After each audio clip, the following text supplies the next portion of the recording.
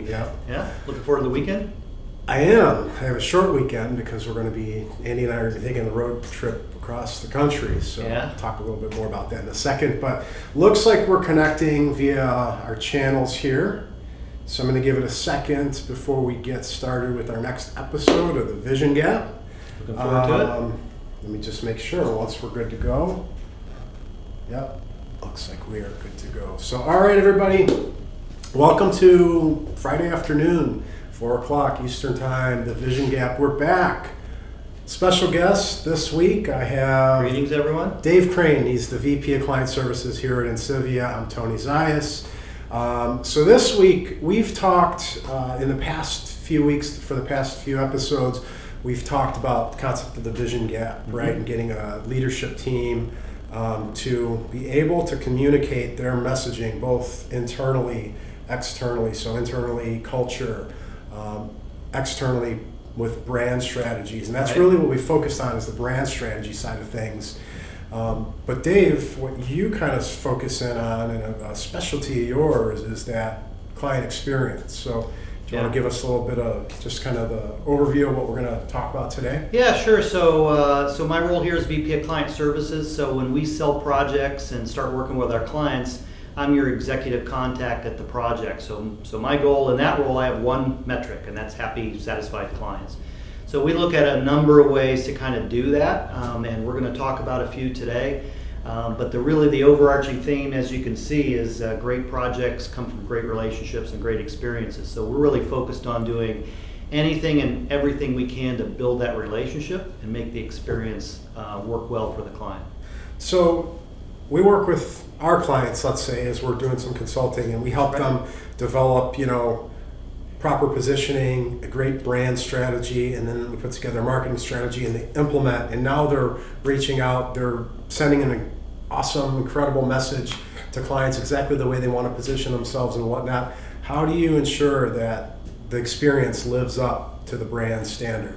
Yeah, I think it's different for different companies, but I think, at a high level, we'll go into some tactics here over the next couple slides, but for me, at a high level, I kind of put myself in the shoes of my client, and that's not always easy to do, but it kind of hit home to me a month or so ago. I had some work done at my house, so we had a lot of rain here a couple months ago here in Northeast Ohio, and I needed to have some work done, and one of it was my basement got flooded, and so I got a referral to a guy in the region that did basement remediation, and I'll tell you what, from the first time he showed up, the first thing I remember is you're always kind of a little skeptical. I wonder if this guy's going to do what he says. It was a referral. It's not this national company. And boy, from the first minute he showed up, just put me at ease. I absolutely felt like this guy knew what he was talking about. And even in that little short half-hour conversation we had, we kind of looked at what I had going on and was going to give me a quote. We talked about something. I don't even remember what it was. He went out to his car. I'm assuming he's leaving. He sat in his car, did a Google search on that little subject we talked about, and sent me a text before he even pulled out of my driveway and say, hey, I found what you were talking about. This might help. Hope you. So just that going above and beyond, I think interacting with people as humans, developing that relationship, and being able to put yourself in their shoes, I think goes a long way to developing those relationships and building trust.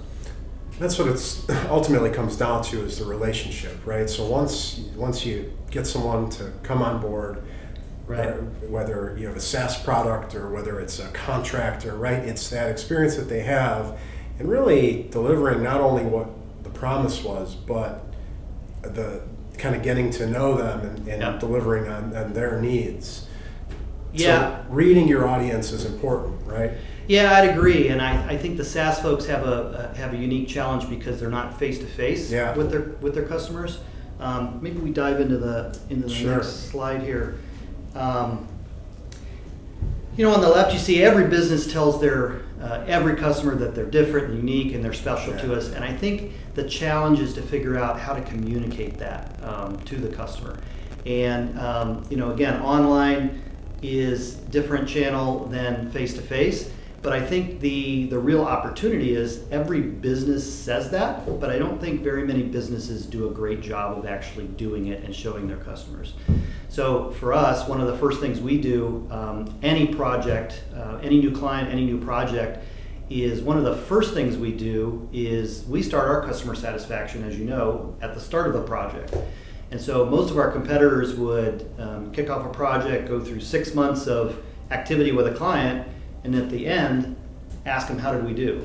Well, we start that at the front, and we can show you our form, we can share it with you if you want, but we start that at the front, and the way we do it is we ask our customer, what's going to make you happy 3-4 months from now when we're done? What do we need to focus on? Because that's different for every client. You may sell the same thing to every client, but how they perceive success and happiness and satisfaction might be different.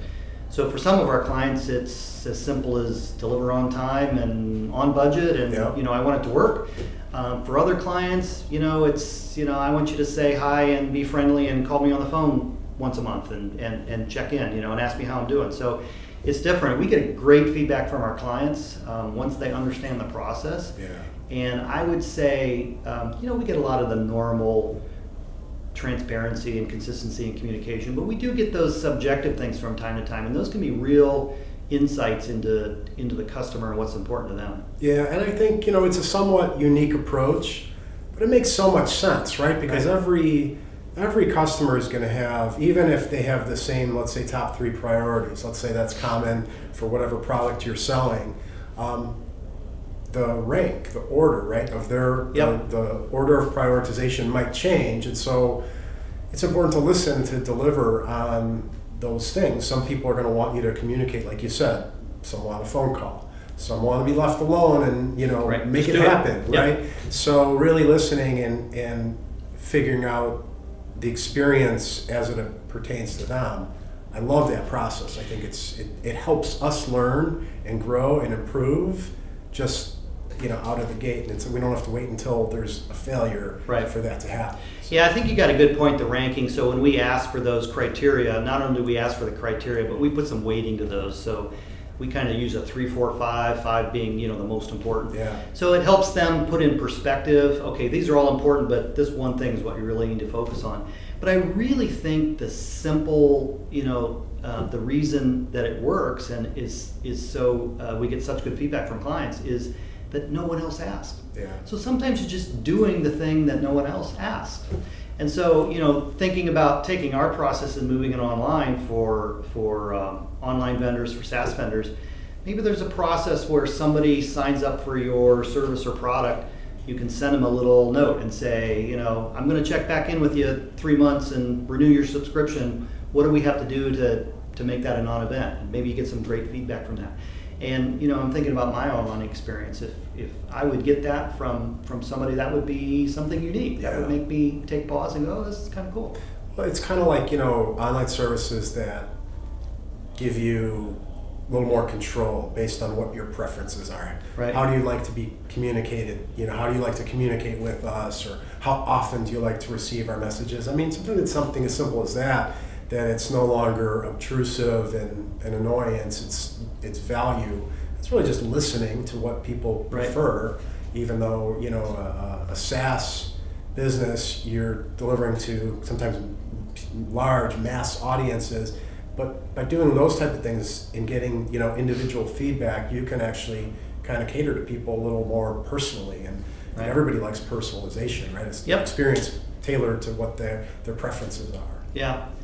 Yeah, and I think you get a lot of business benefits out of that. We have some itemized on here. It might be a little hard to read on the screen, but if it makes sense, I'll run through a couple of these. Yeah, absolutely. That'd be great.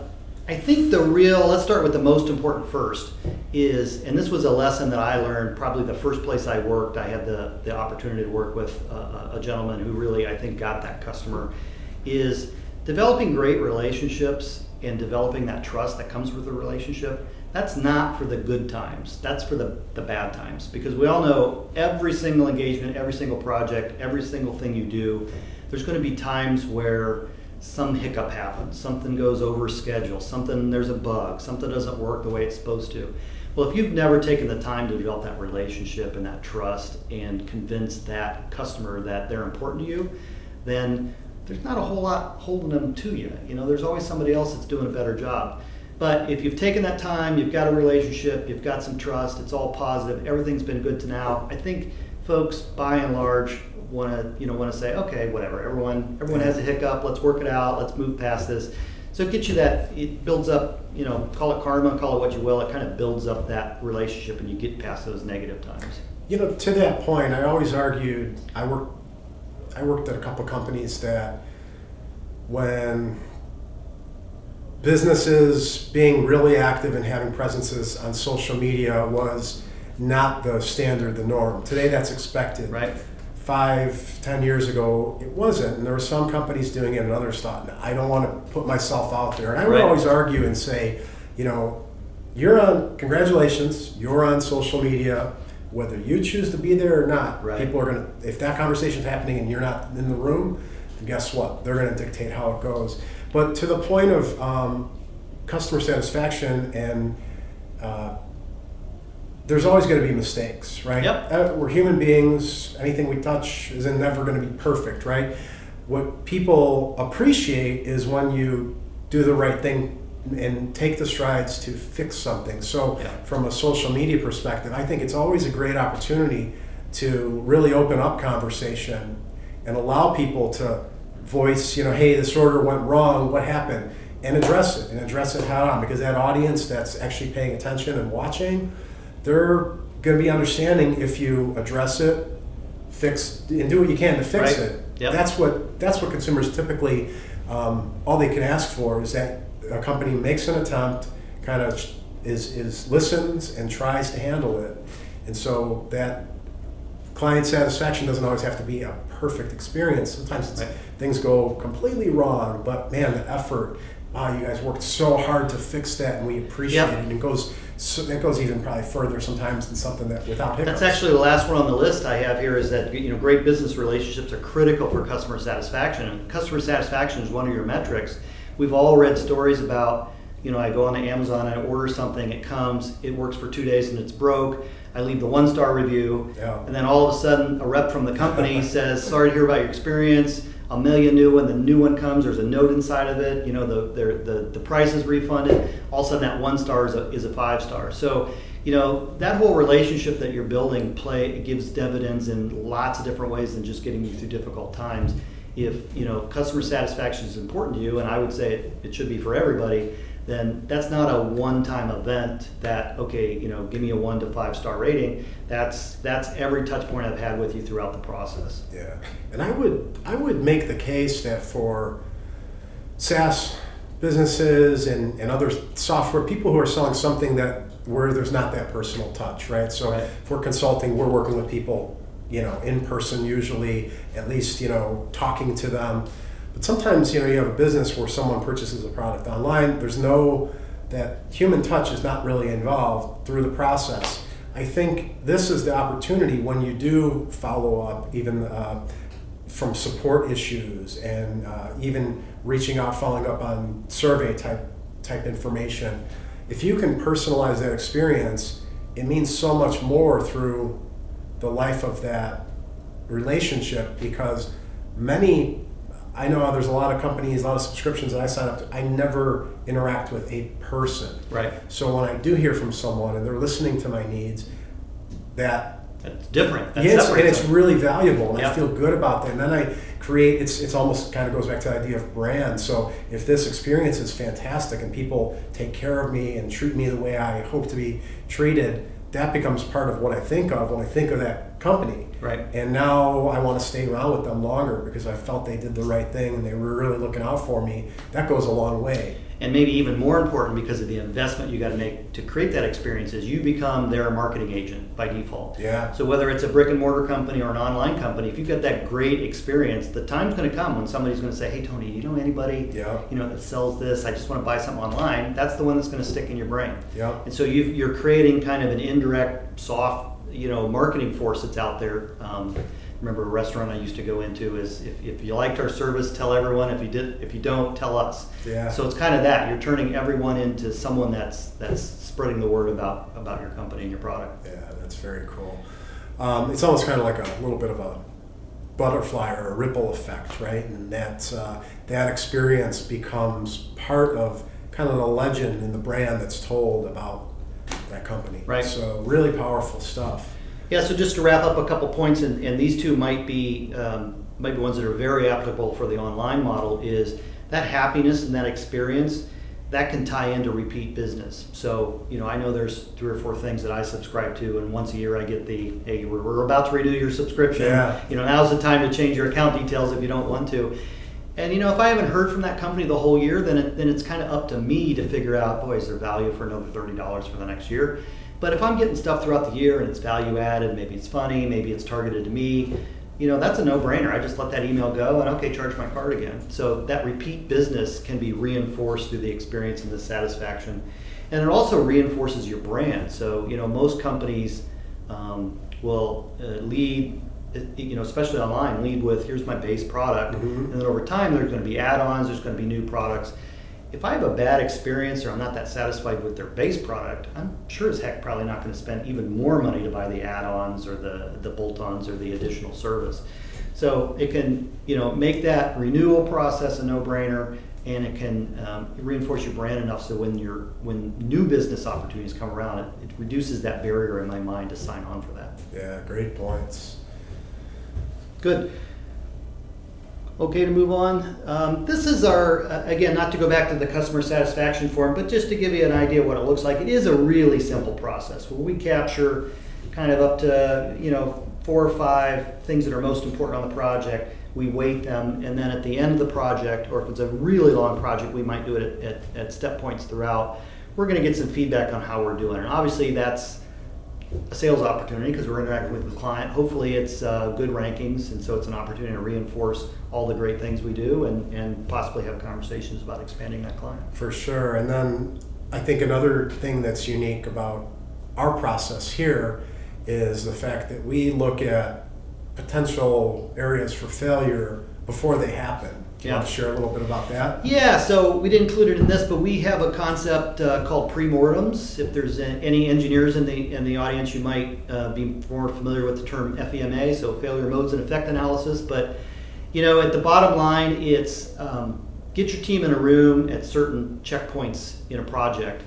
And what we do is we kind of do it a little tongue-in-cheek. We send the meeting invite out and we say, we just got off the phone with XYZ client. We're fired, we're doing a horrible job, they hate us, the project went completely south, and they don't want anything to do with us. And then the teaser is, in the back of your mind, you probably know why that just happened. So come to the meeting with a couple ideas as to why that just happened.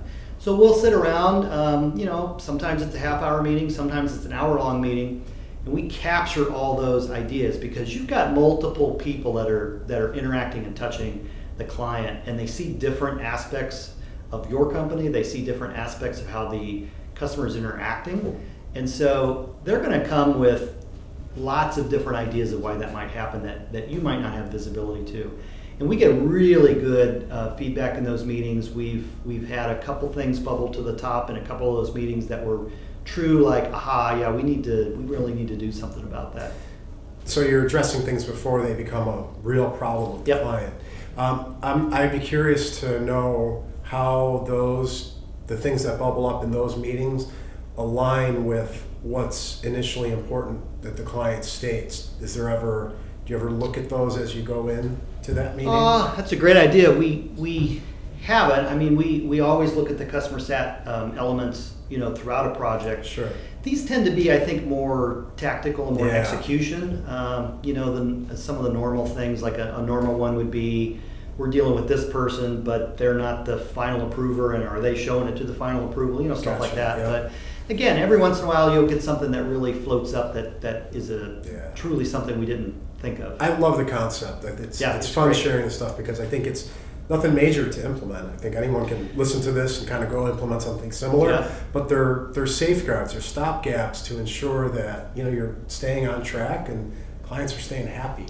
And I'll say, just to wrap that up, I know our next slide is about communication, and I'll say this doesn't have to stay internal too, because we've actually taken some of those things and on our weekly or monthly calls with the client, we've brought it up. Yeah. We've told them, talk about a customer satisfaction and experience. We say, hey, we do this thing internal called pre-mortems because we want this project to be a success. We think you do too. So we're really concerned about these 2 items that came up in our last pre-mortem. We'd like to discuss them with them. We just did one last week. And they were like, they loved the idea and the Yeah. process, and they gave us a really thoughtful response. They said, absolutely, we'd be concerned about that too, and here's the things that we do and are doing on the project already to kind of mitigate that, but we'll take a couple extra steps. So I think it just reinforces to the client that you're looking out for them and trying to make this a success. Yeah, very cool.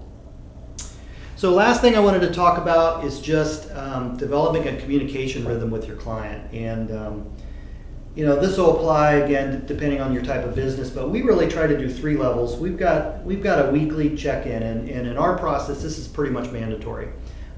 Any project we have ongoing with a client, there's a mandatory weekly check-in. And obviously, some weeks and for some clients, those are big, long, involved conversations.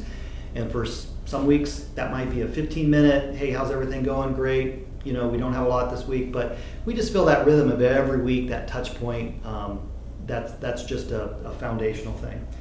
Then monthly, one of my jobs is I reach out to every client that we're active with, and I check in with them kind of executive to executive, and that's their chance.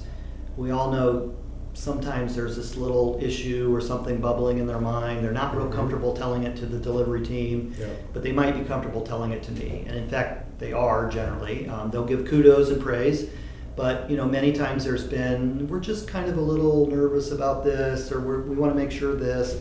And so, I can, address that on the phone, and then I can bring that back to the team. And that's really helped us head off probably a couple major hiccups. And then what we like to do for longer engagements is on a quarterly basis, then we want to do a high-level strategic executive team to executive team. And that's where you can really solidify that long-term relationship with a client. Yeah. And use that not only for a relationship builder, but also kind of to extend your interaction with the client. Talk about, okay, we've got this project that's going on for the next 4 months, what we're going to do after that. And just really, again, strategic executive to executive. Yeah, good process, great ideas.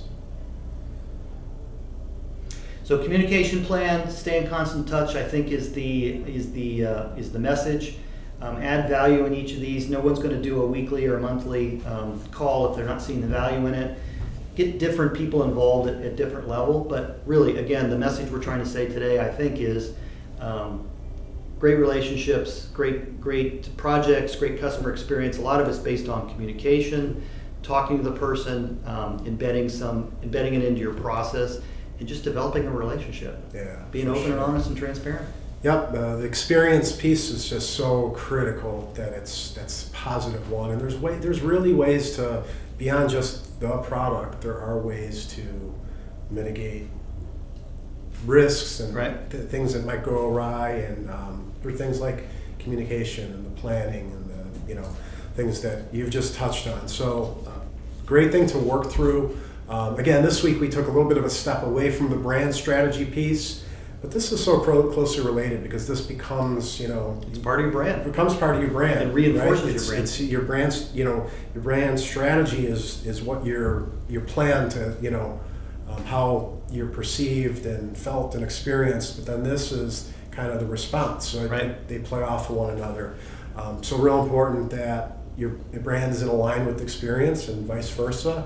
So we will be going back to brand next week. I believe we're going to talk about value propositions, which I love that topic. Yep, I don't me too. know about you, but Yep. yeah, I think that's always for me a fun exercise, working with people with their businesses. Absolutely. And defining how do you really stand out, what's the value that you deliver. 'Cause everyone says the same thing at some point. It seems Quality.